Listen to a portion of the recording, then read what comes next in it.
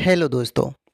आज का आपका पहला क्वेश्चन है, भारतीय संविधान किस तिथि को लागू हुआ था? साथियों, वीडियो में आगे बढ़ें उससे पहले आप लोगों से एक छोटा सा गुजारिश करेंगे। अगर आपको किसी भी क्वेश्चन का आंसर पता होगा तो नीचे कमेंट में ज़रूर बताइएगा। और साथियों, इस वीडियो में हम टॉप 35 क्वेश्चन आंसर लिए हैं जो संविधान से रिलेटेड है, यानी कि पॉलिटिक्स से रिलेटेड है। तो वीडियो को पूरा देखिएगा और किसी भी क्वेश्चन का आंसर पता होगा तो नीचे कमेंट बॉक्स में ज़रूर बताइएगा। और इस क्वेश्चन का राइट आंसर करिएगा। 26 जनवरी 1950 को भारतीय संविधान को लागू किया गया था। अगला क्वेश्चन है आपका साथियों, भारतीय संविधान को बनाने में कितना समय लगा?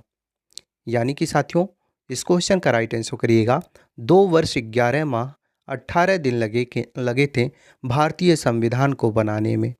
अगला क्वेश्चन है आपका साथियों, भारतीय संविधान की पहली बैठक कब हुई थी?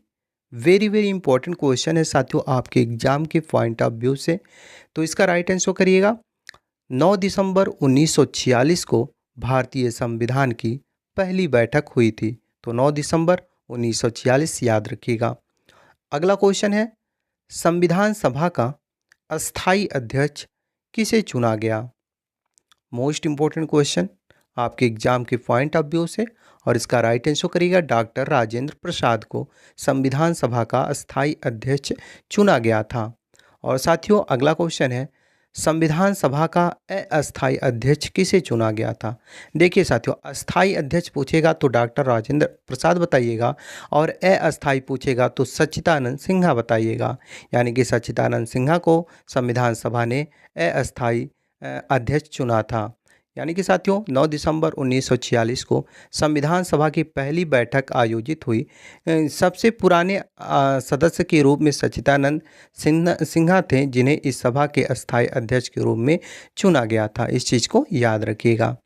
अगला क्वेश्चन है आपका, पंचवर्षीय योजना किस देश के संविधान से ली गई है? तो साथियों, राइट आंसर करिएगा। यानी कि पंचवर्षीय योजना पूर्व सोवियत संघ देश से ली गई है। पूर्व सोवियत संघ, option number D right answer करिएगा। अगला क्वेश्चन है आपका, संविधान के प्रारूप समिति के अध्यक्ष कौन थे? यानी कि साथियों, संविधान सभा के प्रारूप समिति के अध्यक्ष कौन थे? तो राइट आंसर करिएगा, डॉक्टर भीमराव अंबेडकर संविधान सभा के प्रारूप समिति के अध्यक्ष थे। अगला क्वेश्चन है आपका, भारतीय संविधान सभा का संवैधानिक सलाहकार कौन था? तो राइट आंसर करिएगा साथियों, यानी कि बी.एन. राव भारतीय संविधान सभा का संवैधानिक सलाहकार बी.एन. राव थे। Option number D BN. Rao right answer हो जाएगा। अगला क्वेश्चन है आपका, संविधान के अनुच्छेद 1 में भारत को क्या कहा गया है? बहुत ही महत्वपूर्ण प्रश्न है आपके एग्जाम के पॉइंट ऑफ व्यू से। और इस क्वेश्चन का राइट आंसर करिएगा, राज्यों का संघ। यानी कि संविधान के अनुच्छेद 1 में भारत को राज्यों का संघ कहा गया है। अगला क्वेश्चन है आपका, भारत के नीति निर्देशक तत्व किस देश के संविधान से लिया गया है? तो राइट आंसर हो जाएगा साथियों, आयरलैंड। आयरलैंड के संविधान से लिया गया साथियों भारत के नीति निर्देशक तत्व को। तो option number B Ireland right answer करिएगा।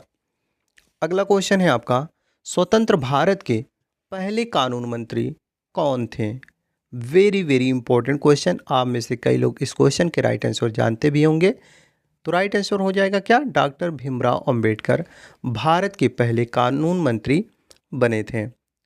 अगला क्वेश्चन है आपका, डॉक्टर भीमराव अंबेडकर ने किस अनुच्छेद को संविधान का आत्मा कहते हैं या कहे थे? तो राइट आंसर करिएगा, अनुच्छेद 32 को डॉक्टर भीमराव अंबेडकर ने भारतीय संविधान का हृदय या आत्मा कहे थे। अगला क्वेश्चन है आपका, किस संविधान संशोधन को मिनी संविधान कहते हैं? यानी कि साथियों, मिनी संविधान किस संविधान संशोधन को कहते हैं? बहुत ही महत्वपूर्ण प्रश्न है, याद रखिएगा। 42वें संविधान संशोधन को मिनी संविधान कहते हैं। तो ऑप्शन नंबर बी 42वां संविधान संशोधन याद रखिएगा, जिसे मिनी संविधान के रूप में जाना जाता है या कहा जाता है। अगला क्वेश्चन है आपका, निम्नलिखित में से कौन मौलिक अधिकार नहीं है। यानी कि साथियों इनमें से कौन मौलिक अधिकार नहीं है?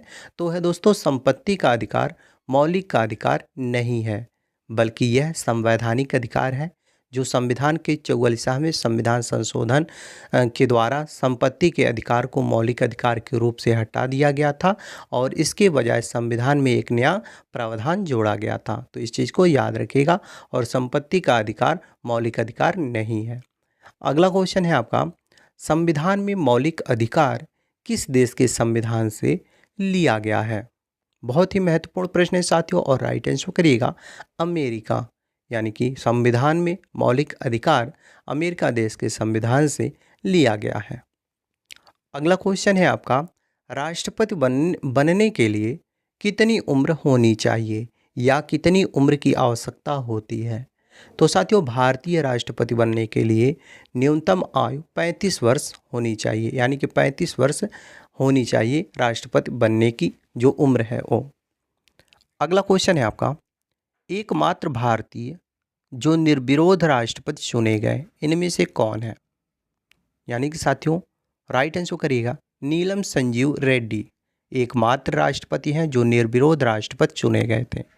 26 मार्च 1977 को श्री नीलम संजीव रेड्डी को सर्वसम्मति से लोकसभा का स्पीकर चुन लिया गया था, लेकिन 13 जुलाई 1977 को उन्होंने यह पद छोड़ दिया क्योंकि उन्हें राष्ट्रपति पद हेतु नामांकित किया जा रहा था, जिसमें नीलम संजीव रेड्डी सर्वसम्मति से निर्विरोध छठे राष्ट्रपति के रूप में चुने गए।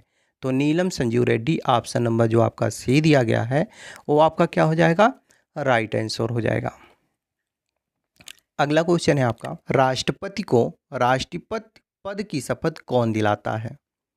तो राइट आंसर करिएगा साथियों, यानी कि राष्ट्रपति को राष्ट्रपति पद की शपथ मुख्य न्यायाधीश दिलाते हैं। तो ऑप्शन नंबर सी मुख्य न्यायाधीश याद रखिएगा और इस क्वेश्चन का राइट आंसर हो जाएगा। अगला क्वेश्चन है आपका, राष्ट्रपति अपना त्याग पत्र किसे सौंपता है? यानी कि साथियों यदि राष्ट्रपति को अपना त्याग पत्र देना हो तो वह किसे देगा? तो राइट आंसर करिएगा उपराष्ट्रपति को। देखिए दोस्तों, अगर अभी तक आप वीडियो को लाइक और चैनल को सब्सक्राइब नहीं किए हैं तो प्लीज़ वीडियो को लाइक और चैनल को सब्सक्राइब कर दें। और अगला क्वेश्चन है आपका, राज्यसभा का पदेन सभापति कौन होता है? ये भी क्वेश्चन इंपॉर्टेंट है आपके एग्जाम के पॉइंट ऑफ व्यू से और इस क्वेश्चन का राइट आंसर करिएगा उपराष्ट्रपति। राज्यसभा का पदेन सभापति उपराष्ट्रपति होता है। अगला क्वेश्चन है आपका, भारत के संविधान की प्रस्तावना में समाजवादी और धर्मनिरपेक्ष शब्दों को किस संविधान संशोधन द्वारा जोड़ा गया है? देखिए दोस्तों, जब भी ये क्वेश्चन पूछे कि भारत के संविधान के प्रस्तावना में समाजवादी और धर्मनिरपेक्ष शब्दों को किस संविधान संशोधन द्वारा जोड़ा गया है तो बताइएगा 42वें संविधान संशोधन द्वारा जोड़ा गया है। अगला क्वेश्चन है आपका, भारत का संविधान पूर्ण रूप से कब तैयार हुआ था? महत्वपूर्ण प्रश्न है साथियों आपके एग्जाम के पॉइंट ऑफ व्यू से। यानी कि भारत का संविधान पूर्ण रूप से साथियों 26 नवंबर 1949 को अंगीकृत किया गया था, यानी कि तैयार किया गया था। और वहीं साथियों 26 जनवरी 1950 को भारतीय संविधान को लागू किया गया था। इस चीज़ को भी याद रखिएगा। अगला क्वेश्चन है आपका, भारतीय राज्य व्यवस्था में सर्वोच्च है इनमें से क्या? यानी कि साथियों भारतीय राज्य व्यवस्था में सर्वोच्च है इनमें से क्या? इस क्वेश्चन का राइट आंसर आप नीचे कमेंट में बताएं। तब तक हम अगला क्वेश्चन देखते हैं। यानी कि भारतीय राज्य व्यवस्था में सर्वोच्च है इनमें से क्या? अगला क्वेश्चन हम देखते हैं, तब तक इस क्वेश्चन का राइट आंसर आप नीचे कमेंट में बताएं। अगला क्वेश्चन है, वर्तमान में भारतीय संविधान में कितनी अनुसूचियां हैं? तो राइट आंसर करिएगा साथियों 12। यानी कि वर्तमान में भारतीय संविधान में कुल 12 अनुसूचियां हैं और शुरू में साथियों 8 अनुसूचियां थीं। ये क्वेश्चन इस प्रकार भी बनता है कि मूल संविधान में कितनी अनुसूचियां थीं? तो साथियों मूल संविधान जब 26 जनवरी 1950 को लागू हुआ था उस समय मूल संविधान में कुल 8 अनुसूचियां थीं, लेकिन वर्तमान में 12 अनुसूचियां हो गई हैं। इस चीज़ को याद रखिएगा और इस क्वेश्चन का राइट आंसर करिएगा 8, क्योंकि मूल रूप से भारतीय संविधान में 8 अनुसूचियां थीं। अगला क्वेश्चन है, संविधान की 10वीं अनुसूची का संबंध किससे है? महत्वपूर्ण प्रश्न है साथियों और इसका राइट आंसर करिएगा दल बदल कानून से संविधान की 10वीं अनुसूची का संबंध दल बदल कानून से है? तो ऑप्शन नंबर डी दल बदल कानून राइट आंसर करिएगा। अगला क्वेश्चन है आपका, भारतीय संविधान में संसदीय प्रणाली किस देश के संविधान से ली गई है? राइट आंसर करिएगा इंग्लैंड, यानी कि साथियों इंग्लैंड यानी कि ब्रिटेन। भारतीय संविधान में संसदीय प्रणाली ब्रिटेन यानी कि इंग्लैंड के संविधान से ली गई है। ब्रिटेन को इंग्लैंड कहते हैं, इस चीज़ को भी ध्यान रखिएगा। अगला क्वेश्चन है, भारतीय संविधान के किस अनुच्छेद में धन विधेयक की परिभाषा दी गई है? तो राइट आंसर करिएगा अनुच्छेद 110 में। अनुच्छेद 110 में दोस्तों धन विधेयक की परिभाषा दी गई है। So option number C right answer हो जाएगा, याद रखिएगा। अगला क्वेश्चन है आपका, मूल कर्तव्य संविधान के किस भाग में है? यानी कि भारतीय संविधान में मूल कर्तव्य किस भाग में है? तो राइट आंसर करिएगा भाग 4 क में है, जो रूस के संविधान से लिया गया है। यानी कि जो मूल कर्तव्य साथियों भारतीय संविधान का वो रूस के संविधान से लिया गया है और इसका वर्णन भाग 4 क में है। अगला क्वेश्चन है, संविधान के किस भाग में संविधान संशोधन की प्रक्रिया का उल्लेख है? वेरी वेरी इंपॉर्टेंट क्वेश्चन आपके एग्जाम के पॉइंट ऑफ व्यू से साथियों, याद रखिएगा, बहुत ही महत्वपूर्ण प्रश्न है और इसका राइट आंसर करिएगा भाग 20 में। संविधान के भाग 20 में संविधान संशोधन की प्रक्रिया का उल्लेख है, याद रखिएगा। अगला क्वेश्चन है, समानता का अधिकार किस अनुच्छेद में है? वेरी वेरी इंपॉर्टेंट क्वेश्चन साथियों ये भी है, क्योंकि कई बार एक क्वेश्चन एग्जाम में पूछे जा चुके हैं। सो राइट आंसर करिएगा, यानी कि समानता का अधिकार अनुच्छेद 14 से 18 में दिया गया है। सो ऑप्शन नंबर बी अनुच्छेद 14 से 18 राइट आंसर करिएगा। और अगला क्वेश्चन है आपका, भारतीय संविधान की प्रथम दिन की अधिवेशन की अध्यक्षता किसने की थी?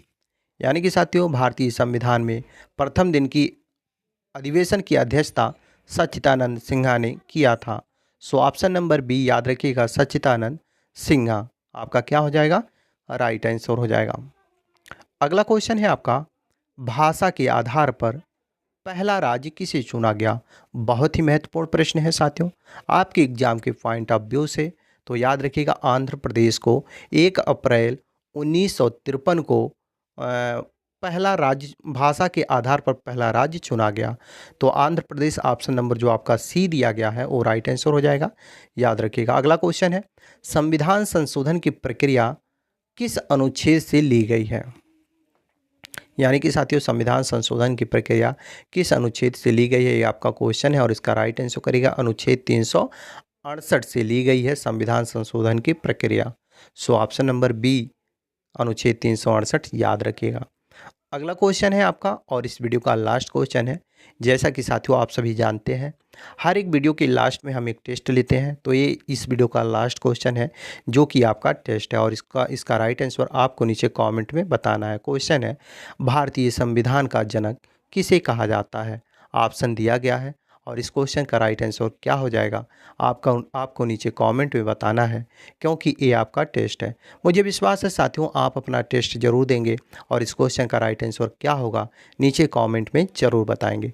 बाकी साथियों आप लोगों को ये वीडियो कैसा लगा? अगर वीडियो ज़रा सा भी हेल्पफुल लगा हो तो वीडियो को लाइक करें और शेयर करें अपने अन्य साथियों के पास, ताकि उन्हें भी इस वीडियो के माध्यम से कुछ हेल्प मिल सके। चलिए इसी के साथ मिलते हैं नेक्स्ट क्वेश्चन इसके साथ नेक्स्ट वीडियो में, तब तक के लिए जय हिंद।